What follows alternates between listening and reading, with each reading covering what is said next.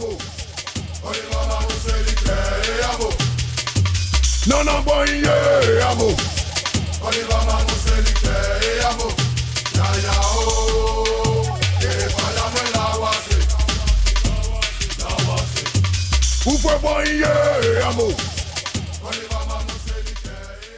CI Benelux au cœur de l'actualité, au cœur de l'événement. Nous sommes à quelques jours de l'élection présidentielle en Côte d'Ivoire. Il sera question d'élire le nouveau président.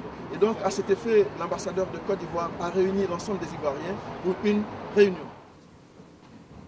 Et je souhaiterais que, à Bruxelles et en Côte d'Ivoire, dans mon pays, tout se passe correctement. C'est pour ça que je suis venu vous dire, je vous ai demandé de venir pour que je vous dise un peu, vous donne des conseils. Voyez-vous, on est un beau pays. Et je ne vais peut-être pas vous, je ne vais pas dévoiler, je l'ai déjà fait aux autorités de mon pays, même l'Union européenne, qui envoie les observateurs pour superviser les élections, m'ont dit non, que cette année, ils n'amènent personne en Côte d'Ivoire. Parce qu'ils ont certifié toutes les étapes des élections. Donc ils n'amènent personne. Ils savent les pays où ils doivent envoyer des gens pour superviser les élections, mais dans notre pays, ils n'envoient personne. C'est quand même un bon signe. Et je pense que ce que le président a dit un jour au cours de ce discours, il dit qu'il n'est même pas d'accord que les élections soient supervisées par la commission électorale indépendante. Il souhaiterait que, pour notre pays, on revienne à la normale. C'est-à-dire que les élections soient supervisées, organisées, supervisées par le ministère de l'Intérieur, comme dans tous les pays civilisés. Il n'y a qu'en Afrique seulement, on crée une commission électorale indépendante, et c'est en Afrique seulement qu'on dit que ce n'est pas équilibré.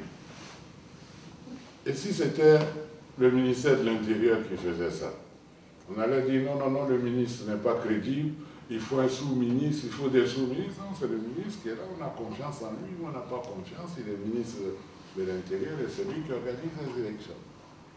Dans tous les pays du monde, c'est comme ça. Je ne vois pas pourquoi chez nous, en Afrique, il y a toujours des palabres. Alors, faisons en sorte que ces élections se passent très bien. Nous sommes avec Gueux-Tounam Bernard, le représentant du FPI. Gueux-Tounam Bernard, bonsoir. Bonsoir. De quoi a-t-il été question à cette rencontre avec l'ambassadeur? Son Excellence, M. Vincent Zinsou, notre ambassadeur près l'Union européenne, a prodigué de bons conseils, de bons pères de famille, c'est son devoir. Il a appelé tous les Ivoiriens à la paix, à la concorde durant les élections. Il a même dit que nous sommes un modèle. La Côte d'Ivoire est un pays modèle aux yeux de l'Union européenne. Et au point que l'Union européenne lui-même trouve nécessaire de ne pas envoyer des observateurs parce que les conditions semblent être réunies. Moi, je l'ai fait, c'est à souhait. Et pour ce qui concerne la Côte d'Ivoire, il souhaite la paix pendant les élections, en particulier pour ce qui concerne la Belgique, notre circonscription électorale. En fait, je lui ai même dit tout à l'heure, ce sont des conseils de bons pères de famille qu'il faut prodiguer aux jeunes, aux enfants. Ce qui arrive souvent, c'est que la plupart des gens ne sont pas au courant de la substance des enjeux.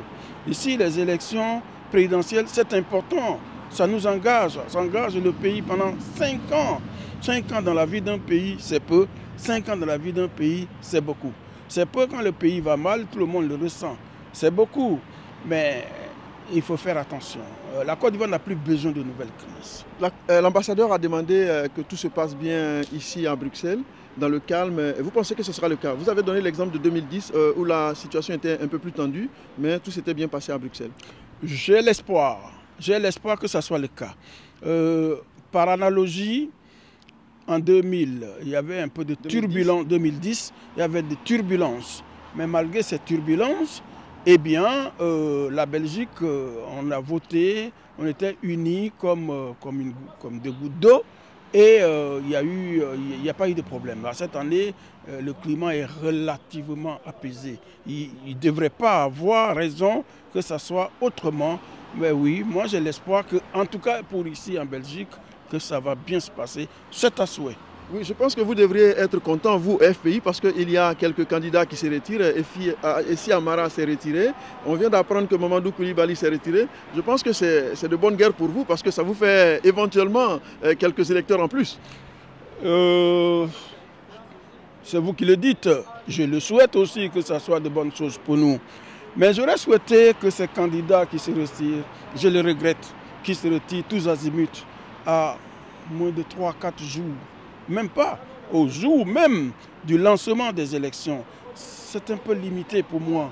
Maintenant, si cela peut nous procurer quelque chose de bon augure, nous on bondit. Ce qui est sûr, c'est que le président Afi, candidat Afi, a dit qu'une crise quelconque n'émanera pas de son chef.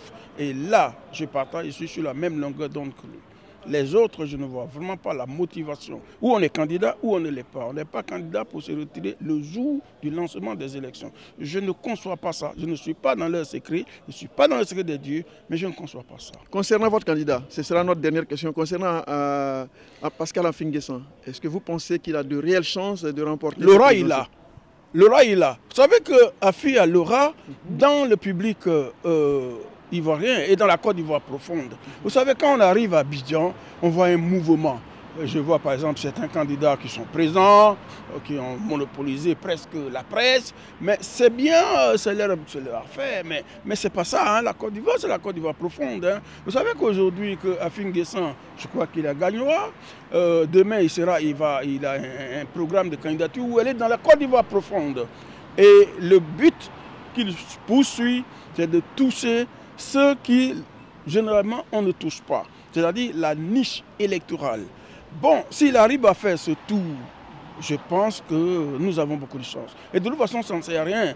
Si on ne pesait pas les paramètres en notre faveur, on ne devrait pas aller aux élections. Nous avons des choses de bon augure. Voilà, les Ivoiriens nous sollicitent et nous acceptons cet augure. Avec la permission de mon rédacteur en chef, M. Guetuna Bernard, je vous laisse la caméra de CI Benelux pour vendre votre candidat. Afi, il a été Premier ministre de Côte d'Ivoire. C'est un point très important parce que pour être candidat dans un pays, il faut maîtriser les paramètres. Il a dit que ça faisait 14 ans qu'il était président du pays. Oui, tout à fait. Ça aussi, c'est un deuxième pôle très important. Mais au niveau national, il a été Premier ministre. J'étais à l'investiture du président Afi. Eh bien, il a dans son bilan qu'il a dressé sommairement, parce que bon, il y a un livre, des documents qui vont circuler pour le grand public. Mais dans le bilan, j'ai retenu une chose qui m'a fait chaud, quelque chose qui, à mon avis, beaucoup de gens n'ont pas encore pensé. C'est très important. En 2000, l'UNESCO demandait à tous les pays émergents de faire un effort exponentiel pour arriver à 70% de taux d'alphabétisation en Afrique. Je ne crois pas que cela a été atteint. Afi dit que s'il est élu, il va créer un ministère de l'alphabétisation. C'est original. Ce sont ces idées originelles qui vont faire que Afi va transcender les contingences matérielles. Et je le souhaite pour être président. Je vous remercie. Voilà, nous sommes avec un cadre du RHDP, Augustin Tano, qu'on appelle affectueusement ici Prési. Prési, bonsoir. Bonsoir. On vient d'assister à une rencontre qui a été animée par l'ambassadeur de Côte d'Ivoire auprès du Royaume de Benelux. Qu'est-ce qu'on peut retenir de cette rencontre-là?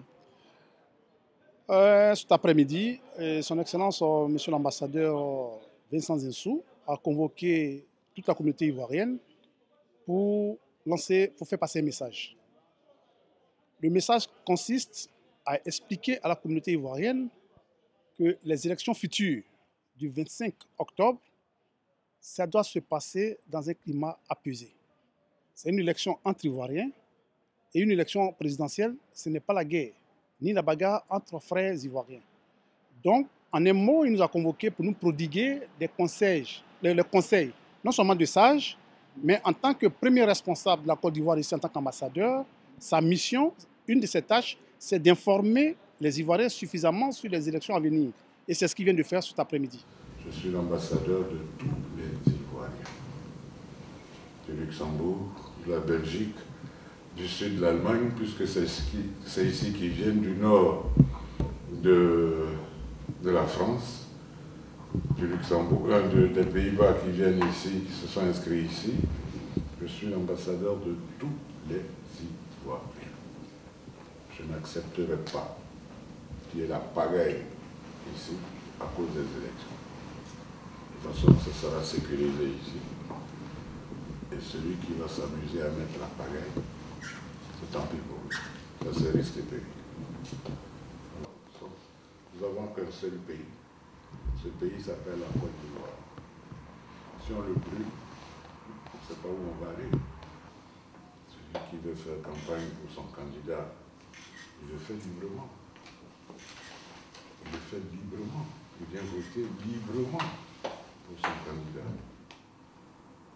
Alors je compte sur vous pour demander à vos militants d'enlever la violence. La violence, c'est pas bon, c'est une force faible. Les élections, c'est pas la violence qui fait gagner, non. C'est celui qui a... Une élection, c'est quoi? C'est un candidat qui a un rendez-vous avec le peuple. Et c'est le peuple qui choisit celui qui doit conduire les destinées de son pays. C'est un rendez-vous entre un homme et le peuple. Voilà mon projet. Voilà ce que mon bilan, voilà ce que j'ai fait. Est-ce que ça vous satisfait? Est-ce que je dois continuer? Oui ou non? Alors, c'est ce que je voulais vous dire ce matin. Voilà. Vous, en tant que cadre du RHDP, on apprend ces jours-ci qu'il y a quelques candidats, dont Essi Amara et tout récemment Mamadou Koulibaly, qui ne voudraient plus participer à l'élection présidentielle. Je pense que c'est du pain béni pour vous, pour votre candidat. Ça fera des éléments, en fait, des électeurs en plus. Pas forcément. J'avais bien voulu, ce que je dis n'engage que moi, j'avais bien voulu à ce que son Excellence M. Amara ici, parce qu'il est ambassadeur, soit candidat, continue son combat jusqu'au bout, c'est-à-dire soit candidat, et présente au peuple ivoirien un programme. Malheureusement, il s'est désisté. Mais la question sous-jacente est la suivante. Avait-il un programme? Donc, la question reste toujours posée. Quant au professeur Mamadou Koulibaly, il a toujours été quelqu'un, avec tout le respect que je lui dois, c'est quelqu'un qui a toujours désisté. Il n'a jamais œuvré jusqu'au bout. Il n'a jamais allé, je dirais, jusqu'au bout de ses idées, même voire de ses actions. À chaque fois, il entreprend une action et vers la fin, il s'arrête. Bon, cette fois-ci, est-ce qu'il n'était pas à mesure, effectivement, de faire une campagne correcte avec un programme suffisamment élaboré pour montrer aux Ivoiriens qu'il était capable, qu'il avait l'étoffe de diriger la Côte d'Ivoire un jour? Apparemment, quand on fait une rétrospective, il n'a pas été capable, effectivement, d'élaborer un programme. Donc, si aujourd'hui décide pour Mamadou Koulibaly, ça ne m'étonne pas. Pour M. Amara ici aussi, ça ne m'étonne pas non plus. Maintenant, le tout est de savoir, est-ce que ces deux qui ont désisté, pour l'instant, ont je dirais des électeurs derrière eux? Je n'en suis pas sûr. C'est bien beau de dire je suis candidat, mais est-ce que tu draines du monde? Ces deux-là ne drainent pas du monde. Notre candidat, le président Alassane Ouattara, comme je l'ai dit dans mon interview passée, il a un bilan clair, il a son bilan qui plaide pour lui. Il n'a pas besoin d'attendre le désistement de qui que ce soit pour gagner cette élection qui aura lieu le 25. Tandis Augustin, on a vu que votre candidat, le président sortant, utilise de très gros moyens pour sa campagne, mais à côté, on voit que ceux qui sont en face, les candidats de l'opposition, pratiquement n'ont pas grand-chose. Est-ce que le match n'est pas déséquilibré? Non, je ne le crois pas. Le président continue toujours effectivement sa mission de chef d'État jusqu'au 25 octobre. Le 25 octobre au matin, je dirais, il y aura un nouveau président. Ou c'est lui, ou c'est quelqu'un d'autre.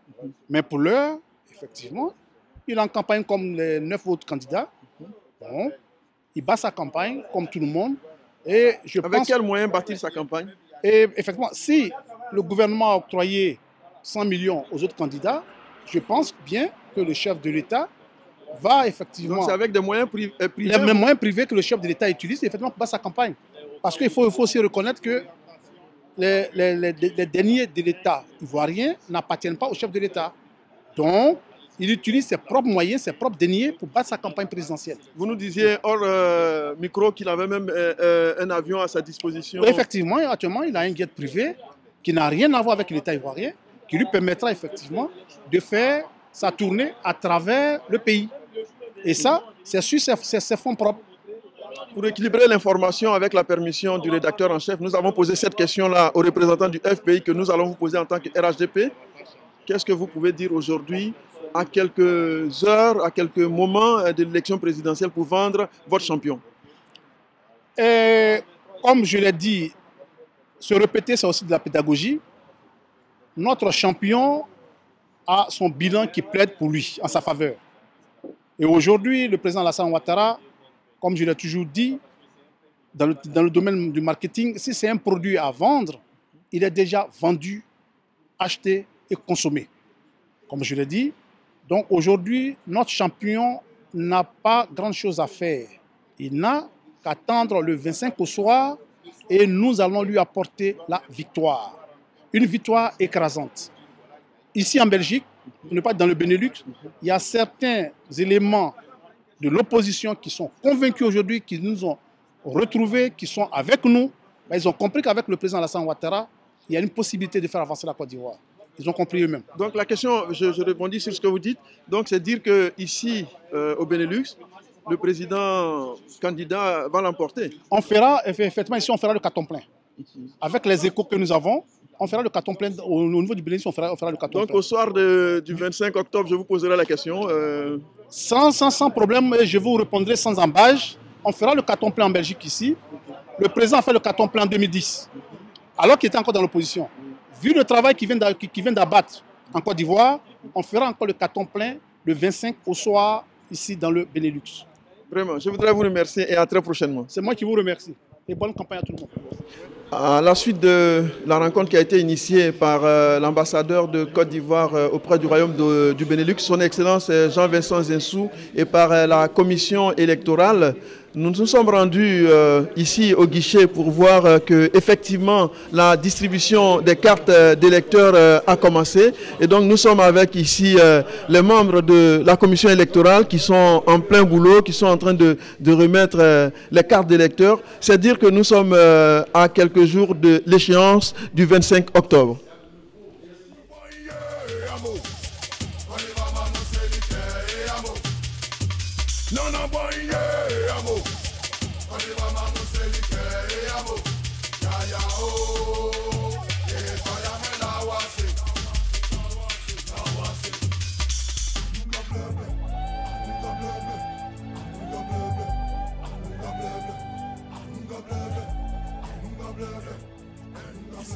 Easy.